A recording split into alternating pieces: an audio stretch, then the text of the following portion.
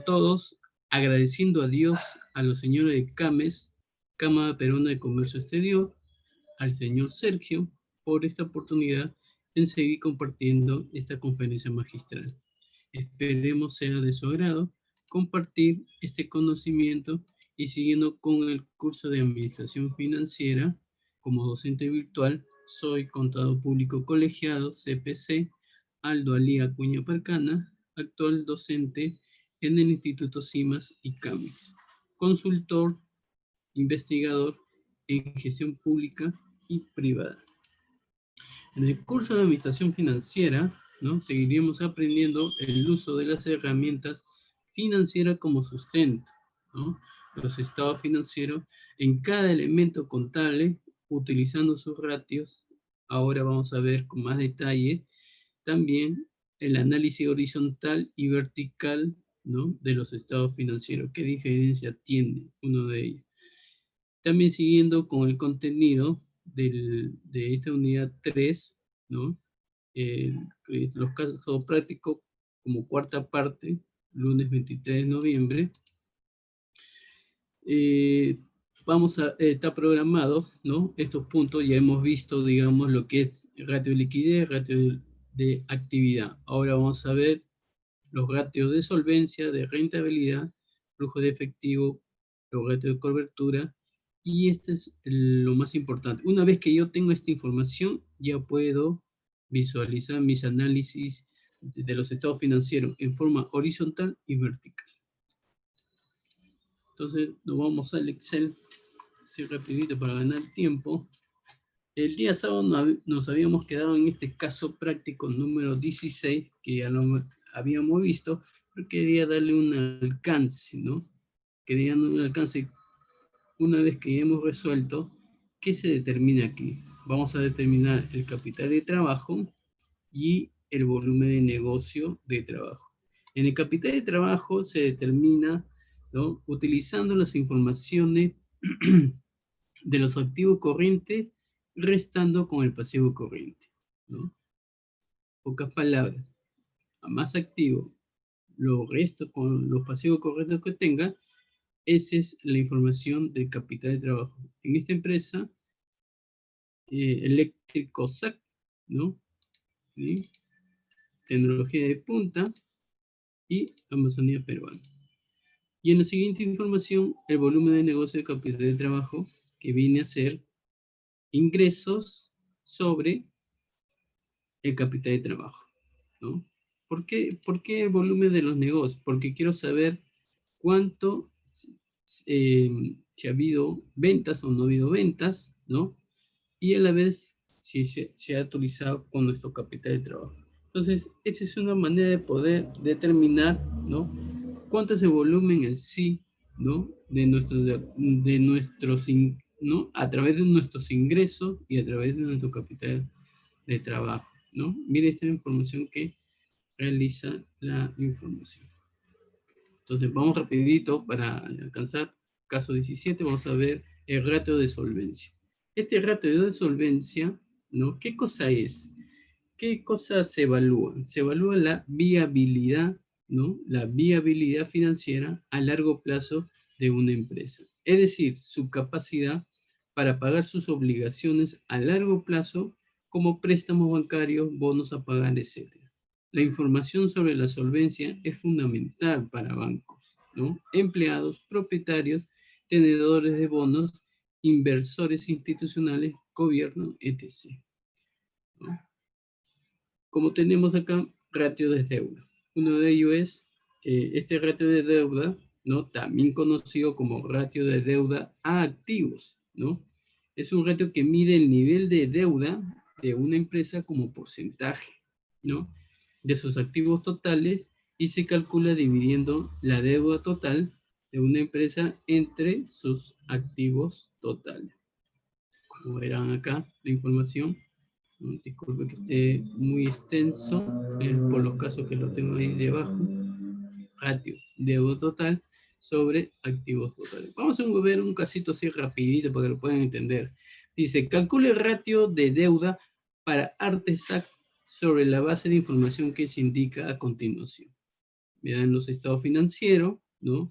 Utilizando estos elementos contables como activos corrientes, 500.000 soles, activo no corriente, 845.000 soles, pasivo no corriente, 340.000 soles, pasivo corriente, 270.000 soles, y cuentas por pagar, los 20.000 soles. Muy bien, una vez que yo tengo esta información, ya puedo determinar, pero vamos a ir paso por paso para que lo puedan entender. Lo primero que vamos a hallar es los activos totales. Entre los activos totales tenemos activo corriente más activo no corriente. Muy bien. Entonces, con esta información ya puedo decir, ¿no? Pero para poder yo hallar, también tengo que, otra fórmula, la deuda total es igual. Pasivo no corriente viene a ser, ¿no? Vamos a considerar los pasivos corrientes menos cuentas por pagar. Muy bien, vamos a reemplazar a cada uno de ellos. Activos totales, ¿no? Me dice que activos corrientes. ¿Cuánto de activos corrientes tiene la empresa? Tiene activos corrientes 500.000 soles. Muy bien. Entonces, ¿cuánto de activos no corrientes tiene la empresa? Vamos a ver, activos no corrientes, 845.000. Muy bien. Entonces, quiere decir que esto es la suma, ¿no? Esto es la suma de los activos totales. Y de la deuda total, vamos a reemplazar, ¿no? Activo no corriente. ¿Cuánto de activos no corrientes tenemos en nuestro estado financiero? Activo no corriente, 340.000. Muy bien.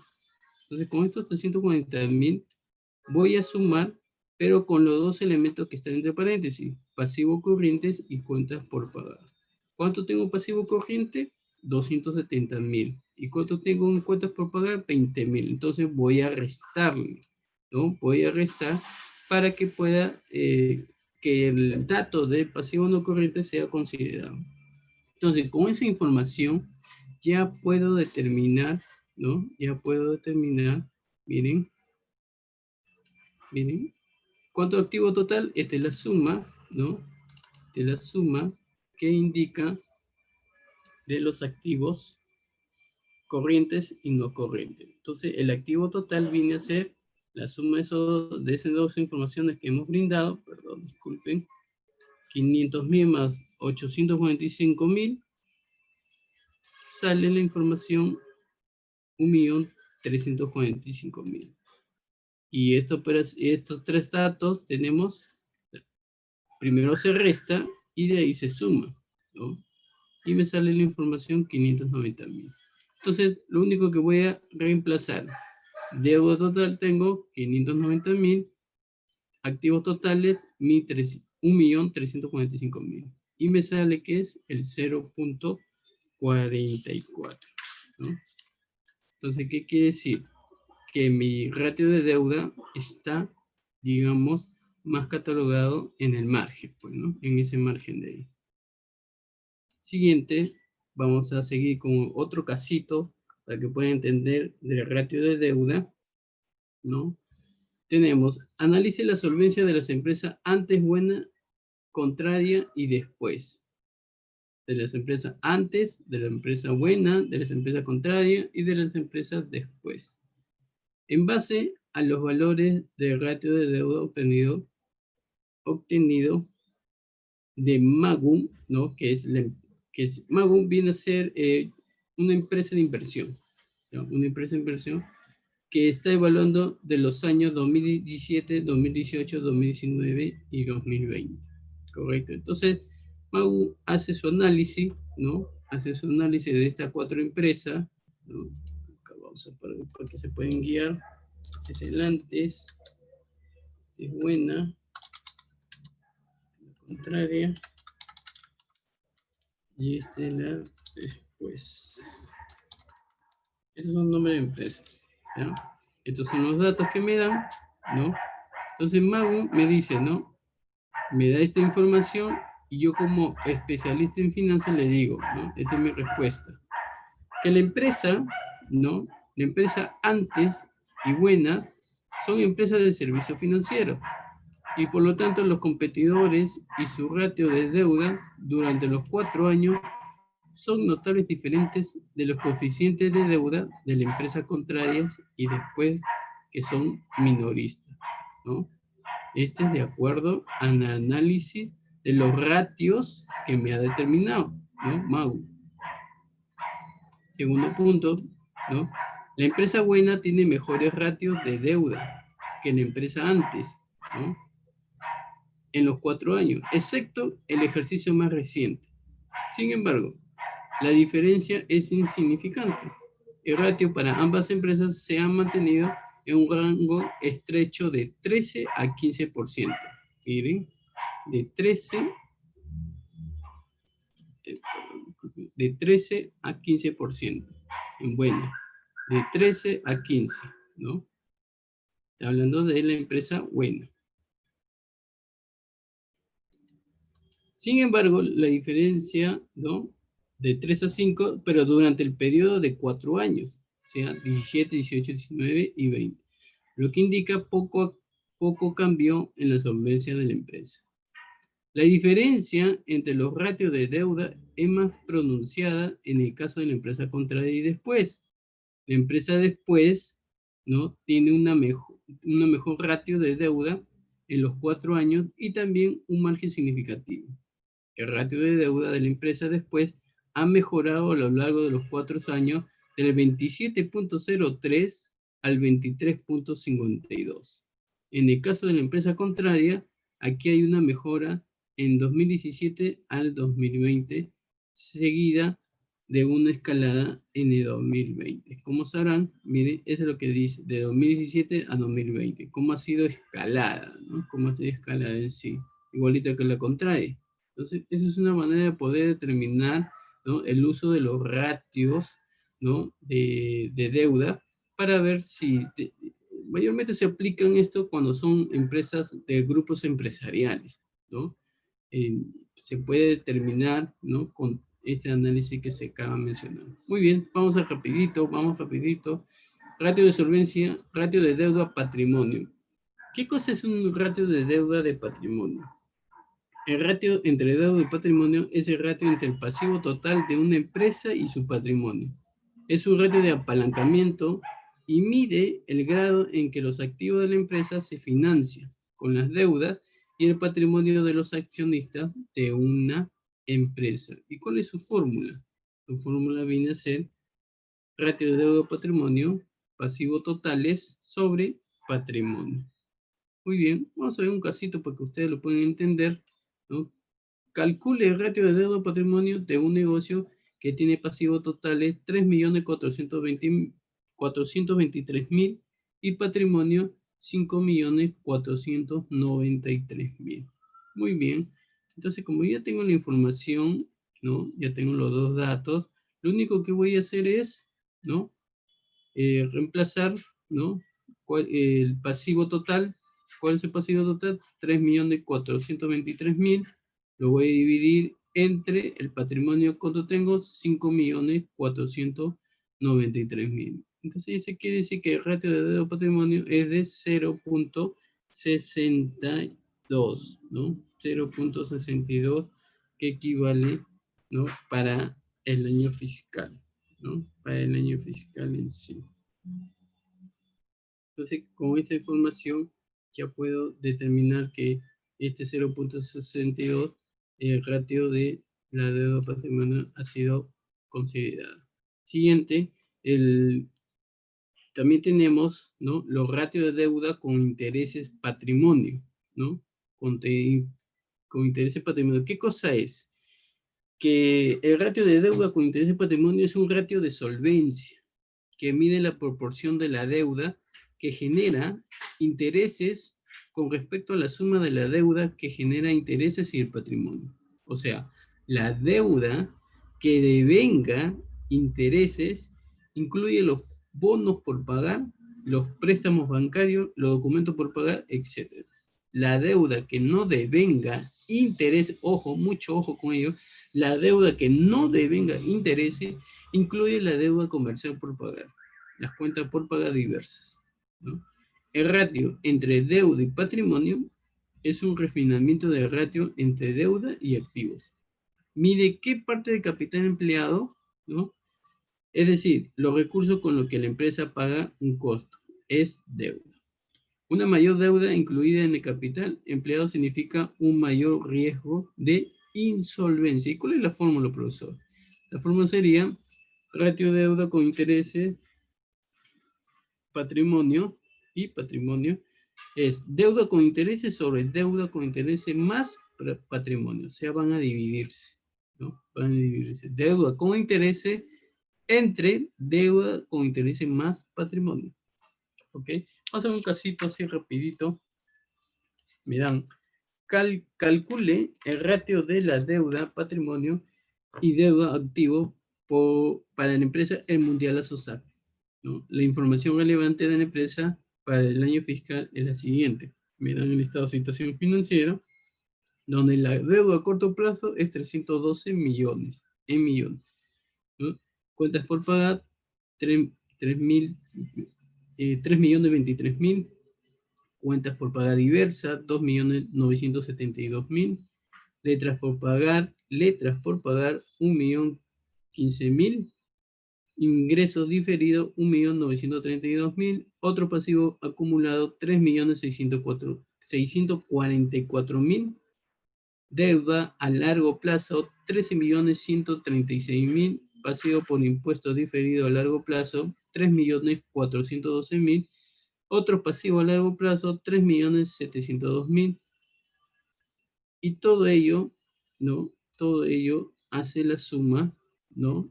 Todo ello se la suma como pasivo total. ¿Cuánto es el total de pasivo totales? 33.148.000. Total de patrimonio, 51.203.000. Y activos totales, 84.351.000. Muy bien. Entonces, con esta información ya me está diciendo, ¿qué cosa? Que de todos los pasivos que figuran en el estado de situación financiera, el mundialazo, la deuda a corto plazo y la deuda a largo plazo se basan en los intereses. El resto no tiene intereses. Por lo tanto, se excluye del cálculo de ratio entre deuda y patrimonio. Vamos a ver. Entre deuda y patrimonio tenemos pues deuda a corto plazo y deuda a largo plazo, ¿no? Deuda a largo plazo, disculpen que ahora sí. Deuda a largo plazo, 312.000. O sea, de lo que yo tenía, ¿no? De lo que yo tenía en la información, ese es lo que voy a... Ah, ya. Este es el cuadrito. Ya tengo esa información. Lo único que le he jalado y le he copiado, ya, para que pueda...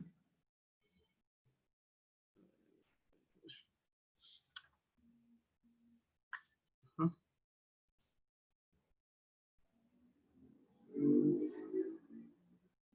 Ya.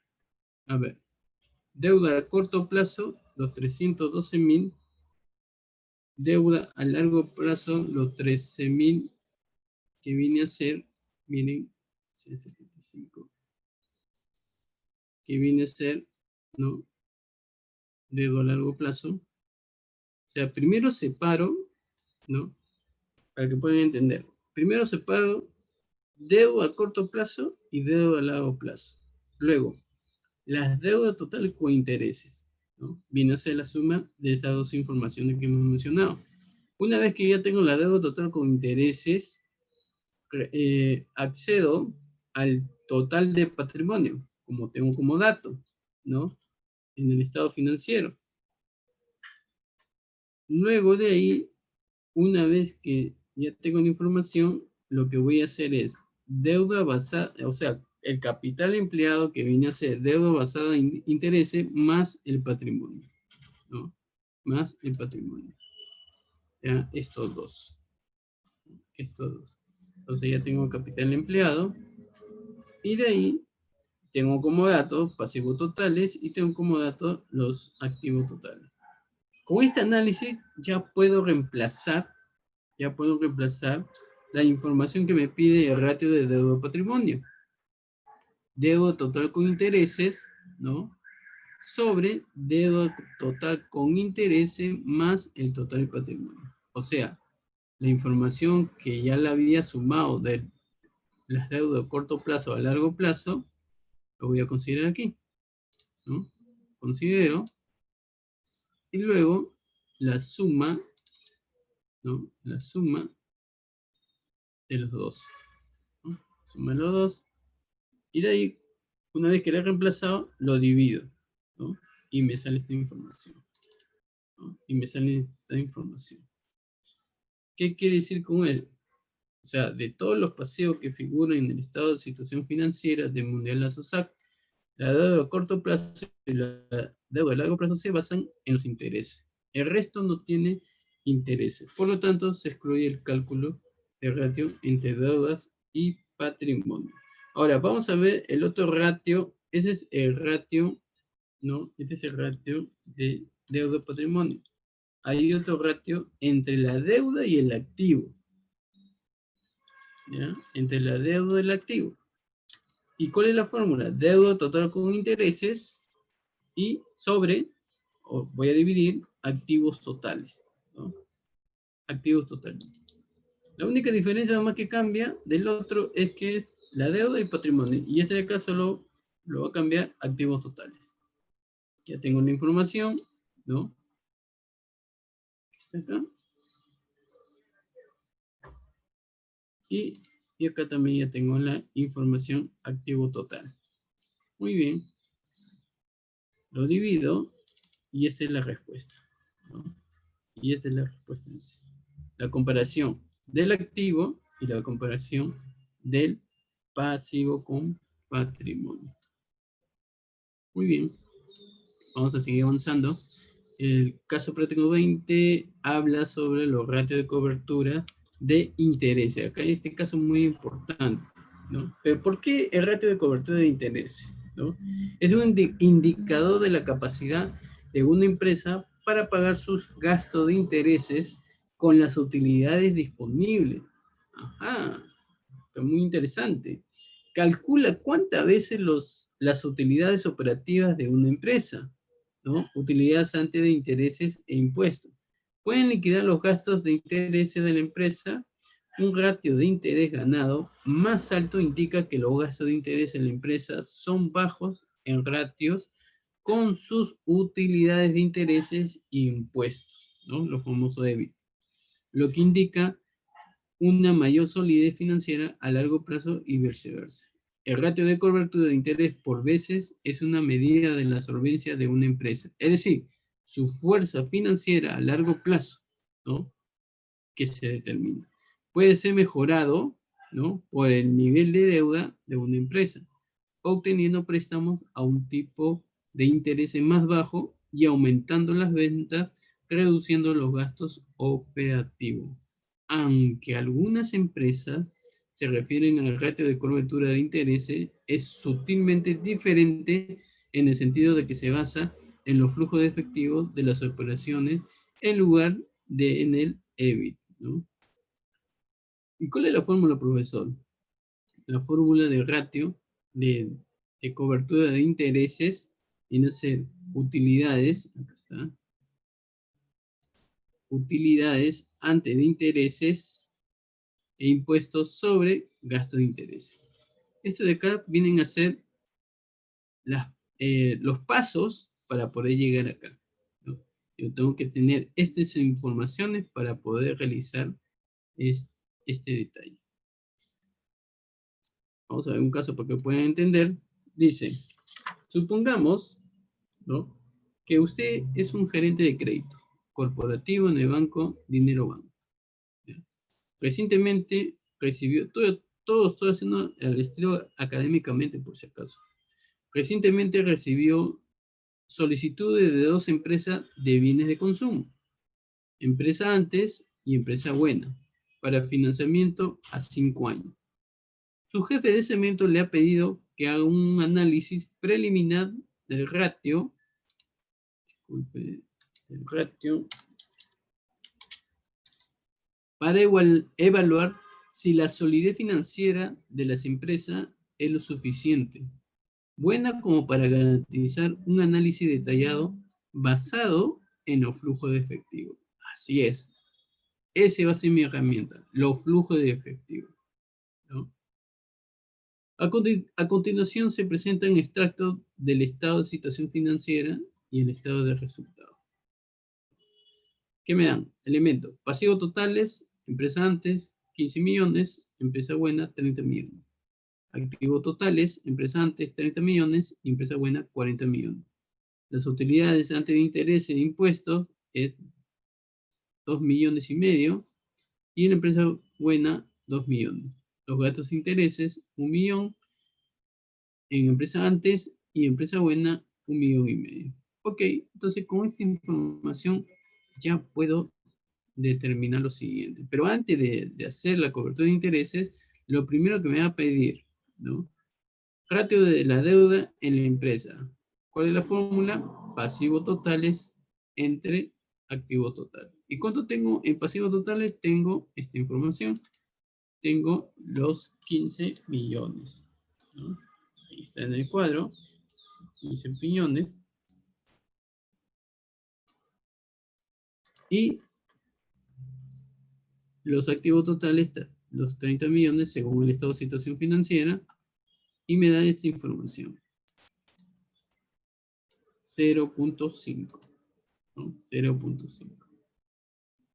Siguiente, este es en la empresa antes, ahora vamos a ver en la empresa buena, los activos, 30 millones, perdón, pasivos totales, 30 millones, voy a dividirlo, los activos totales de la empresa buena, que es 40 millones. Lo divido y mira la comparación de uno al otro. 0.75. ¿Correcto? Entonces, vamos a seguir reemplazando, ¿no? Una vez que ya tenga la información, me dice, ratio de cobertura de interés de la empresa. ¿Cuánto tengo de utilidad antes de impuesto? Lo tengo ahí en la información, utilidad antes de impuesto. Empresa antes, 2 millones y medio. Empresa buena, 2 millones. Muy bien. 2 millones y medio y 2 millones. Empresa antes, empresa buena.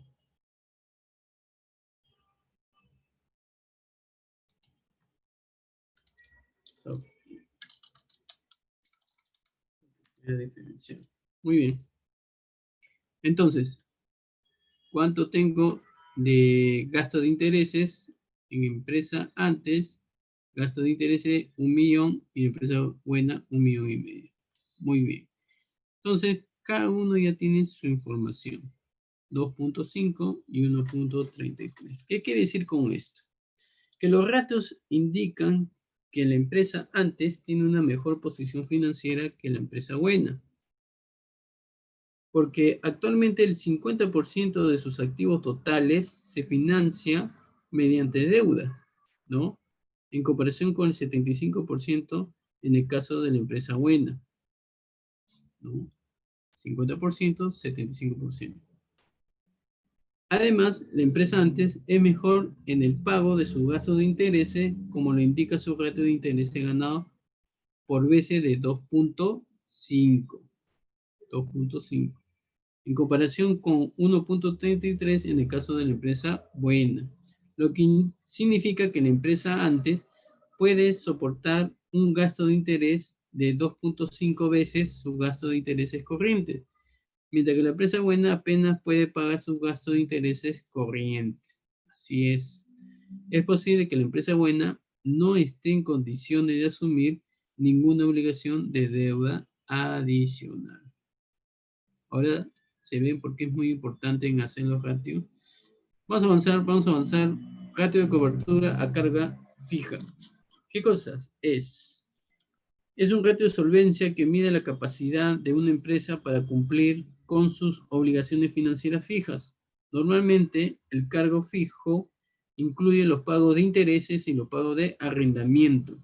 Por lo tanto, la cobertura de cargo fijo se calcula dividiendo la suma de las utilidades antes de los intereses y los pagos de arrendamiento por la suma de los pagos de intereses y arrendamientos de pagos. ¿Cuál es la fórmula? La fórmula es cobertura de carga fija es igual EBIT, ¿no? Utilidad de impuesto, más cargo fijo sobre pago de intereses más cargos fijos. Vamos a hacer un casito para que ustedes puedan entender. Dice, Aries INSAC, ¿no? Tiene la siguiente cifra para el ejercicio económico terminado el 31 de diciembre de 2020. Ya me estoy proyectando. Calcula los ratios de cobertura de interés y cobertura fijo utilizando los pagos de intereses y el arrendamiento. Este es el estado de situación financiera. Me dice, gasto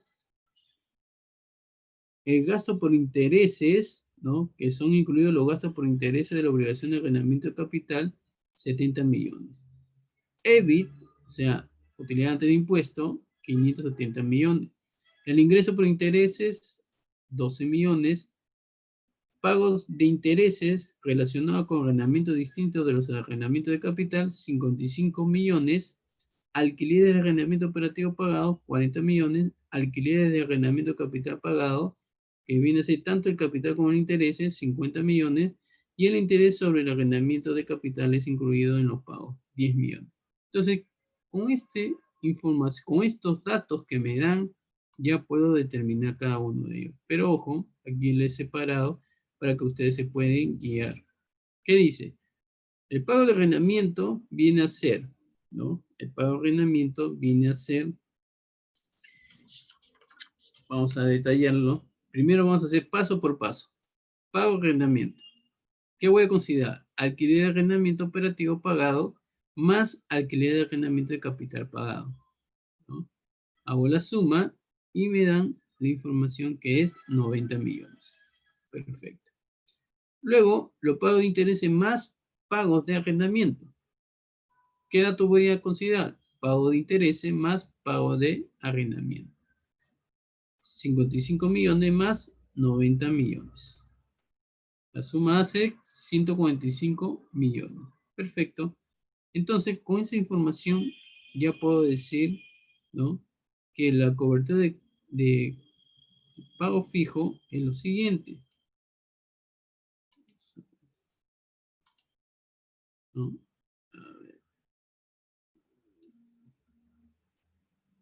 La diferencia, ¿no? La diferencia de esta fórmula con esta fórmula es diferente. ¿Por qué? Porque el EBIT, aquí considero dos sumas. El EBIT más cargo fijo, el pago de intereses más cargo fijo. ¿Ya? O sea, repito de nuevo. La cobertura de carga fija, EBIT, que es utilidad antes de impuesto, más cargo fijo, lo divido entre pago de intereses más cargo fijo. O sea, tengo dos sumas, uno en el numerador, el otro en el denominador. En cambio, esta fórmula, ¿no?, solo voy a considerar lo que me dice el EBIT más el pago de arrendamiento. Y lo voy a dividir los pagos de intereses más pagos de arrendamiento. O sea, le estoy ya considerando, ¿no? Le estoy considerando los pagos de intereses más pagos de arrendamiento. Entonces, lo reemplazo, ¿no? ¿Cuánto tengo en el EBIT? 570 millones según la información que me dan, ¿no? 570 millones. Luego, tengo el pago de arrendamiento, que viene a ser los 90 millones, según esta información, ¿no? Porque hay dos tipos de pago. Uno es el operativo y el otro es el capital, ¿no? Y ya tengo los 90 millones. Vamos a poner acá para que se pueda diferenciar. Ahora sí.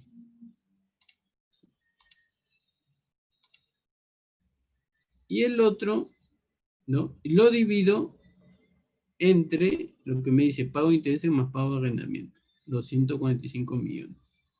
Lo divido, primero lo sumo, de ahí lo divido, ¿no? Primero lo sumo, de ahí lo divido, y me sale 4.55, ¿no? 4.55.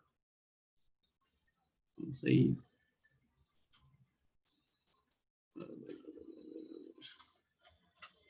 Y de ahí tengo otra fórmula, ¿no? Allá. Pero ¿por qué sale, profesor, esto 4.55? Tengan en cuenta que los ingresos por concepto de interés, ¿ya?, no se consideran porque los pagos de intereses brutos son relevantes. Los pagos de alquileres añadidos anteriormente incluyen los gastos de intereses pagados por las obligaciones de alquiler de capital.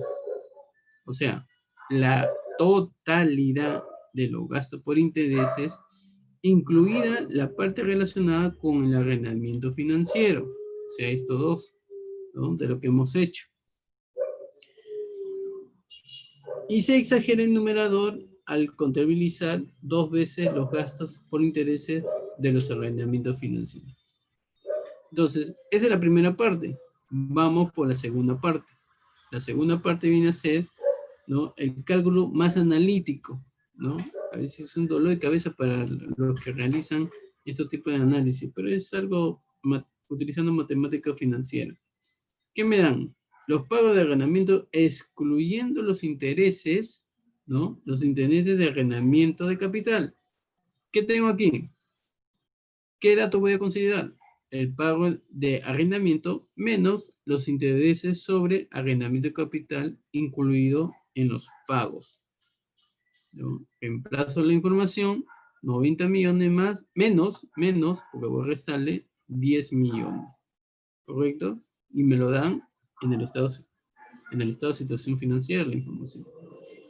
Luego, comienzo a reemplazar, ¿no? Por eso hay dos tipos de tratamiento.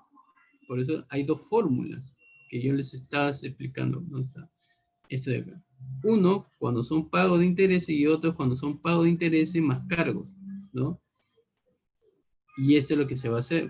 O sea, está considerando los pagos de intereses y los cargos que hay. EBIT más pagos de arrendamiento excluyendo los intereses de arrendamiento de capital, ¿no? 570 millones más 80 millones. Y vamos a dividirlo, pago de intereses más pagos de arrendamiento, menos, voy a restarle pagos de arrendamiento y lo voy a sumar el pago de arrendamiento incluyendo los intereses de los arrendamientos. Toda esa información ya lo tenemos, ¿no? Lo único que ha variado, miren, si ustedes se dan cuenta, en esta parte no considero los pagos de arrendamiento, pero en esta parte sí. Acá no, acá sí. ¿Para qué? Para ver cuál es el resultado. Al final, la diferencia, ¿no?, de los pagos de arrendamiento hace que sea considerado, y también los intereses, ¿no? Los intereses. Puesto que la diferencia es menor, puede ignorar este ajuste menor. Miren, por eso es importante realizar todo. Vamos a seguir avanzando. El ratio de apalancamiento. ¿Qué cosa es un ratio de apalancamiento? El multiplicador de patrimonio. Es el ratio entre los activos totales de una empresa y el patrimonio de sus accionistas. Un alto multiplicador de patrimonio significa que la estructura de capital de la empresa está más apalancada, es decir, tiene más deuda, ¿no? El multiplicador de patrimonio es diferente de otros ratios de gestión de deuda, ¿ya?, en que se calcula comparando los valores medios en lugar de los valores de cierre. Si la diferencia entre los valores medios y del cierre es pequeña, el ratio de deuda se puede convertir en multiplicador de patrimonio y viceversa utilizando el álgebra simple, ¿no? Un casito, pero ¿cuál es la fórmula? La fórmula sería el ratio de apalancamiento, promedio activos totales sobre el promedio de patrimonio total de los accionistas. También tenemos otro ratio de apalancamiento, ¿no? Ya más adelante vamos a ver, que es el ROI, ¿no?, que es rendimiento de activos por multiplicador de patrimonio, ¿no? El ROI también, ¿no? Dentro del ROI también se puede analizar el margen de utilidad por la rotación total de activos por multiplicador de patrimonio. Pero vamos en este casito. ¿Qué dice? La empresa Reinatur, ¿no?, Reinatur SAC tiene activos totales promedio 100 millones en un patrimonio inicial de 40 millones. ¿Ya? Activo total promedio 100 millones y un patrimonio inicial 40 millones. Una utilidad neta por el año, no, para el año, perdón, para el año de 10 millones y dividendos pagados durante el año 4 millones. Muy bien. Entonces, ¿qué calculamos? El multiplicador del patrimonio como activos totales medio dividido por el patrimonio total medio. ¿Cuánto tenemos de activos totales promedio? 100 millones. ¿No? El cierre de patrimonio total, ¿cuánto sería? Patrimonio inicial más utilidad neta menos dividendo. Ya tengo los datos, los reemplazo, 40 millones, 10 millones los sumo y de ahí lo resto 4 millones de dividendo. Y la información me va a salir 46 millones. Y el promedio de patrimonio total sería el patrimonio de 40 millones, ¿no? Más los 46 millones. Entre dos sale los 43 millones. Ese es el promedio de patrimonio total. Entonces, con esa información, ¿qué me dice? Promedio de activos totales. ¿Cuánto tengo de activos totales? Ahí me dan la información. 100 millones. ¿Cuánto tengo promedio de patrimonio total de los accionistas? 43 millones. Lo divido y esa es la información. 2.33 es lo que sale en la información. ¿Qué quiere decir? Que el multiplicador de patrimonio es, por lo tanto, 100 millones dividido por 43 es igual a 2.33. Y se convierte el ratio deuda-patrimonio en multiplicador de patrimonio, ¿no? Siguiente, vamos a seguir avanzando para llegar a los estados financieros. Y ahí terminamos lo que es el ratio de solvencia. Ahora seguimos con el ratio de rentabilidad. El ratio de rentabilidad viene a ser, ¿no? Mide la capacidad de un negocio para obtener utilidades para sus propietarios, mientras que los ratios de liquidez y los ratios de solvencia explican la situación financiera de un negocio. Uno de ellos tenemos el margen de utilidad neta, ¿no? ¿Qué es el margen de utilidad neta? Llamado también margen de beneficio. Es el ratio de rentabilidad más básica que miden el porcentaje de utilidad neta de una entidad a sus ventas netas. Y su fórmula es margen bruto, utilidad neta sobre ventas netas. Repito, margen bruto es igual utilidad neta sobre ventas netas. Ese es el ratio de margen de utilidad neta. Un caso. Se muestra la empresa financiera OK S.A. obtenido el 12 de diciembre de 2019, relacionado con los ingresos y utilidades netas por los 12 meses de la empresa antes S.A., buena S.A. y contraria S.A. Calcule su margen de utilidad neta y compárelo con los márgenes de utilidades y operativas relevantes. Todas las cantidades están en miles de millones de soles.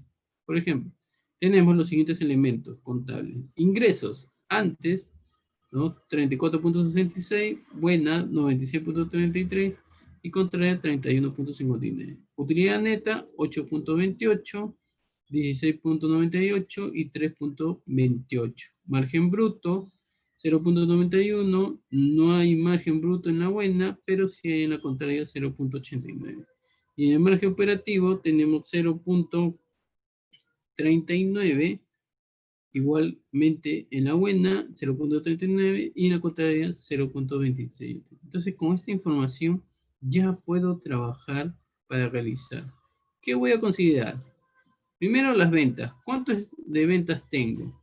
Ventas es más conocido como ingreso.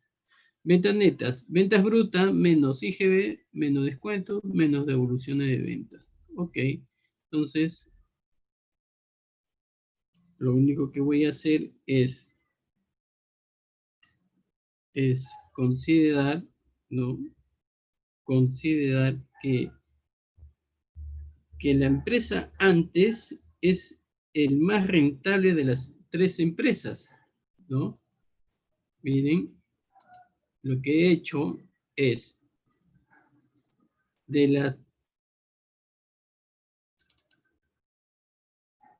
de utilidad neta dividido entre ingresos, como dice aquí en margen bruto.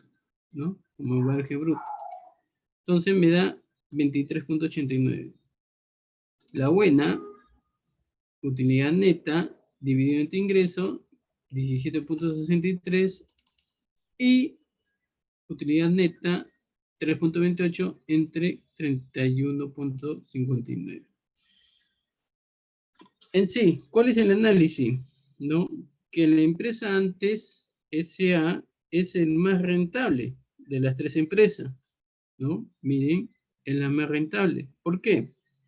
Porque logró convertir el 23.89 de sus ventas en utilidades netas. La empresa Buena SA obtuvo 17.63 de utilidad neta por 100 soles de ingresos. La empresa Contraria SA es la menos rentable y genera un margen de utilidad neta de 10.38. Mire cómo con la información del estado financiero ya puedes leer, ya puedes interpretar, ya puedes decir si ha sido factible o no ha sido factible. Vamos avanzando. Utilidad bruta. Margen de utilidad bruta. ¿Qué cosa es margen de utilidad bruta? Es el ratio entre la utilidad bruta de una empresa y sus ingresos. Se trata de un ratio de rentabilidad que mide qué proporción, ojo, qué proporción de ingresos se convierte en la utilidad bruta. Es decir, ventas menos costo de los bienes vendidos. La fórmula, margen bruto, es igual utilidad bruta sobre ingresos. También tenemos otra fórmula para con más detalle, ¿no? Venta menos costo de los bienes vendidos sobre las ventas. Vamos a ver el caso, ¿no? Vamos a hacer un casito. El casito dice, para el mes terminado, el 31 de marzo de 2018, la empresa Taurosac obtuvo ingreso de 744.200 al vender bienes que costaban 503.890. Calcule el ratio de margen bruto de la empresa. Entonces lo único que voy a reemplazar, ya tengo la información. ¿Cuánto tengo en ventas? 744.200. ¿Cuánto tengo en costo? Lo resto, 503.890. Ventas, ¿no? Igual 744.200. Primero lo sumo, de ahí lo divido, ¿no? Y me sale 32%. 32% que es el margen de bruto. Siguiente, el margen de utilidad bruta, ¿no? El siguiente es lo mismo, pero vamos a ver con otro detalle, para que lo puedan entender. Aquí yo lo apliqué con la fórmula, ¿no? En más detalloso, ¿no? Venta menos costo. Y el otro va a ser considerado con esta fórmula. Vamos a ver. Siguiente caso, me dice, calcule el ratio margen bruto de una empresa cuyo costo de venta y utilidad bruta para el periodo son, ¿no? Las ventas, costo de venta, 8.754.000 y utilidad bruta, 2.423.000. Muy bien, me dan esa información, utilidad bruta, 8.754.000 y costo de venta, 2.423.000. Lo único que reemplazo, costo de venta, ¿no? Divido 2 millones, pero antes de ello,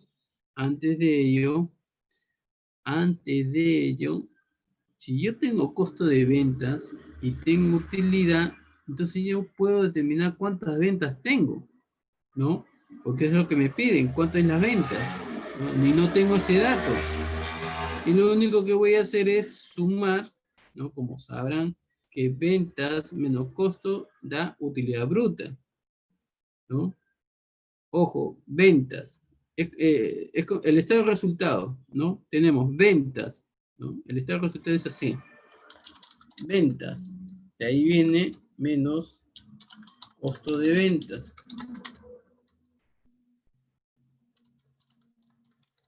Que se pueden guiar. Y de ahí viene la utilidad bruta, ¿no? Eso es lo que le quiero decir. Entonces, tengo los datos de costo de venta, tengo los datos de utilidad bruta, pero no tengo ventas. Lo que voy a hacer es sumar estos dos, ¿no? Sumarle, y al momento de sumar ya tengo esta información de las ventas. O sea, la venta ha sido 11.177.000. Entonces, coste de venta, 2.423.000 sobre las ventas, 11.177.000. Y quiere decir que es 21.68. Ese es el margen bruto a través de las ventas. Vamos a seguir avanzando. El margen de utilidad operativa, ¿no? El margen de utilidad operativa, ¿qué cosa es? Es el ratio del margen de operación o el ratio de rendimiento de las ventas. Es el ratio entre las utilidades operativas de una empresa y sus ventas. Es un ratio de rentabilidad que muestra las utilidades operativas como un porcentaje de los ingresos. ¿Cuál es la fórmula? La fórmula es lo siguiente: utilidad operativa sobre ingresos.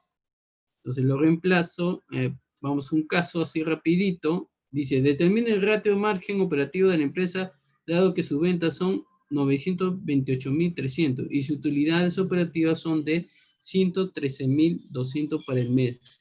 ¿Cuál es el rendimiento de la empresa en comparación de la industria que tiene un margen operativo medio del 10%? Muy bien, entonces me dan la información: venta ingreso, 928.300, utilidad operativa, 113.200 y el margen operativo medio, el 10%.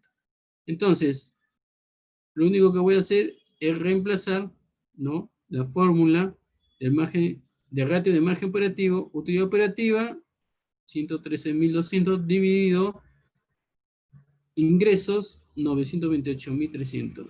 Quiere decir que la empresa es más rentable que una empresa promedio en su industria. O sea, ¿esto qué quiere decir?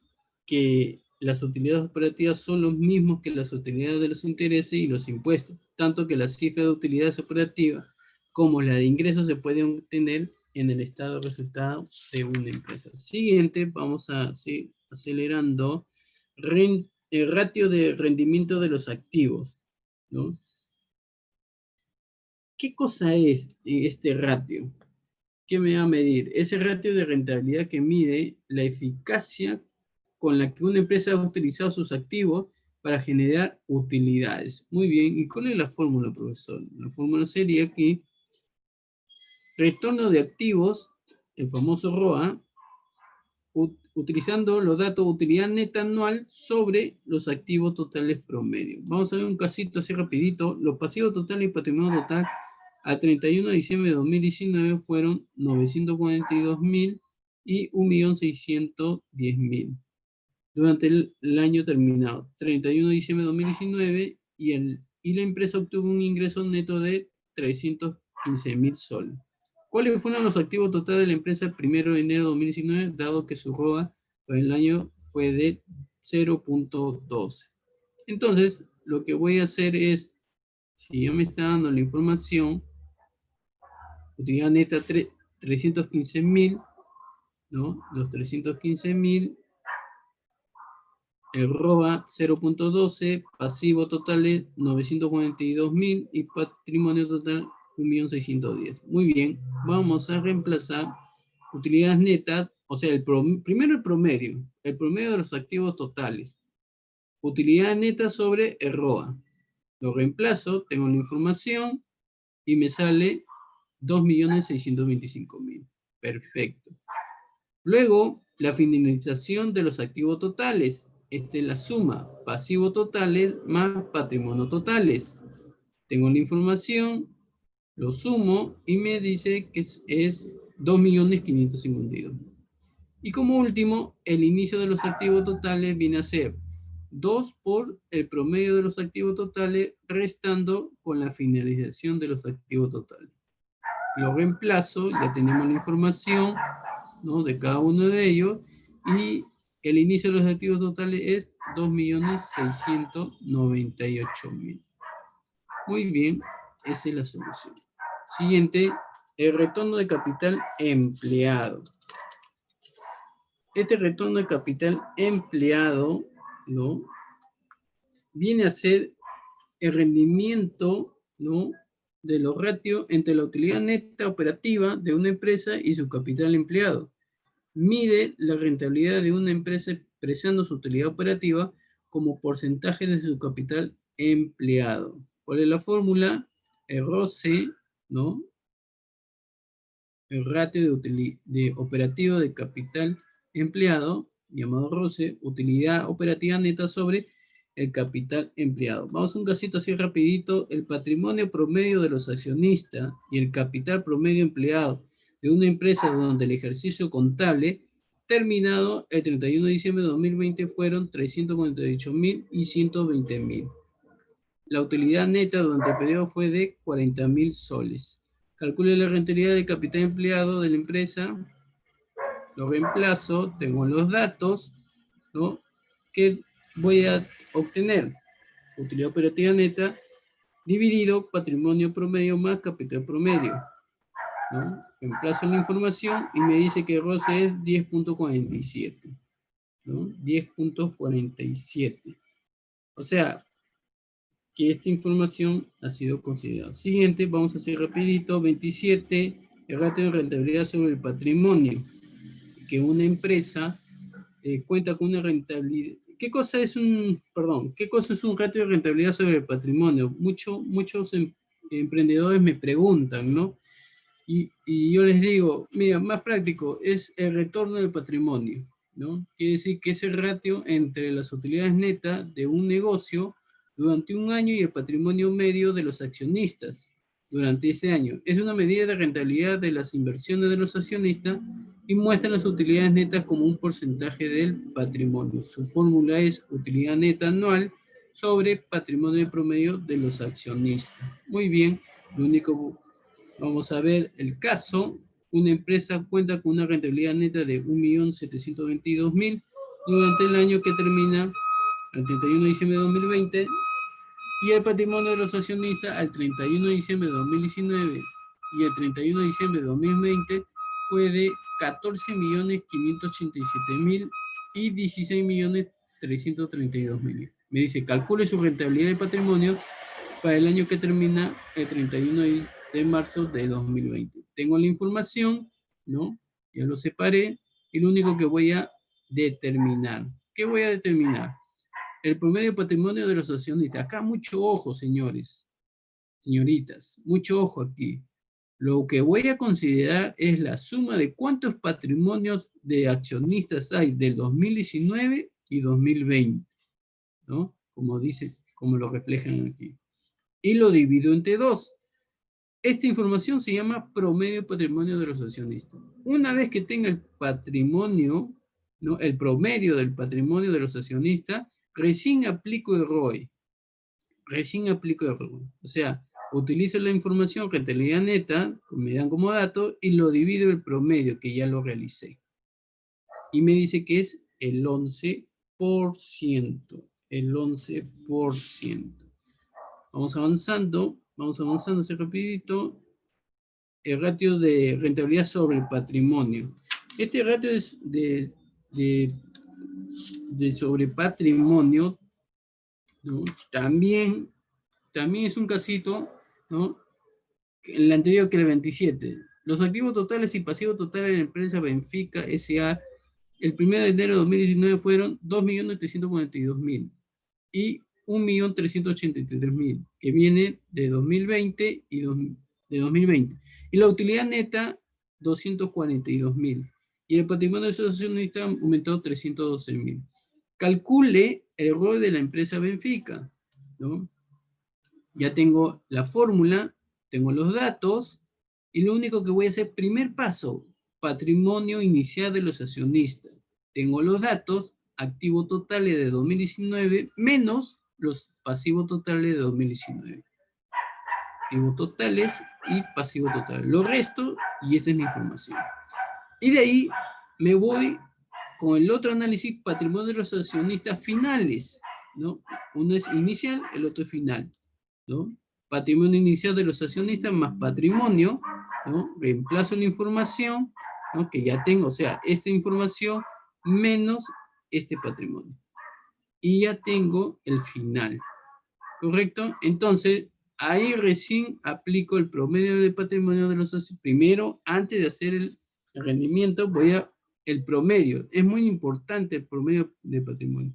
¿Qué dato voy a utilizar? Patrimonio inicial de los accionistas, o sea, ¿cuántos patrimonios de accionistas hay? ¿No? El inicial y el final. Entonces, voy a considerar esta información con esto. Lo sumo y lo divido y ya tengo el promedio. Una vez que ya tengo el promedio, ahí recién reemplazo cada uno de ellos. Entonces, con esta información ya puedo realizar. Lo demás ya son utilidades por acción. Les dejo como para que ustedes lo revisen detalladamente, ¿no? Ahí están los cálculos de ratio de precio-utilidad, que es muy importante, ¿no? También lo dejo ahí el Excel para que ustedes lo revisen, que es muy importante estos cálculos de precio de utilidad, ¿no? Se determina de acuerdo a las ventas, de acuerdo al precio. ¿Qué comparación tengo el precio y la utilidad? En cambio, el estado de flujo de efectivo por acción, ¿no? Me da esta información y mire qué comparación le hago a través de mis acciones, a través del periodo, ¿no? Las acciones del año 19 y 2020. Lo comparo con los 2 años y determino cómo determino mi utilidad, mi dividendo, con los datos de la información que me dan. Y al final, ¿qué me quiere decir con esta información? Que el flujo de efectivo siempre va a ser considerado de acuerdo a ello.